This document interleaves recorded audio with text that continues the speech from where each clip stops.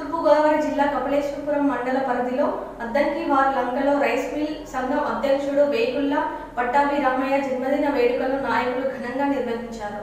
Rice mill సంఘ అధ్యక్షుడు వేగుళ్ల పట్టాభి రామయ్య జన్మదిన వేడుకలను తూర్పుగోదావరి జిల్లా కపిలేశ్వరపురం మండల పరిధిలోని అద్దంకివారిలంకలో నాయకులు ఘనంగా నిర్వహించారు. ఈ సందర్భంగా వైఎస్ఆర్ కాంగ్రెస్ పార్టీ నాయకుడు డేవిడ్ రాజు నాయకులు కేక్ కట్ చేసి స్వీట్లు పంపిణీ చేశారు. అనంతరం నూతన వస్త్రాలను నిరుపేదలకు పంచిపెట్టారు. ఈ జన్మదిన వేడుకల్లో నాయకులు పట్టాభి సీను, నేను బాబు, దినేష్, నాగరాజు, పాండుతో పాటు తదితరులు పాల్గొన్నారు.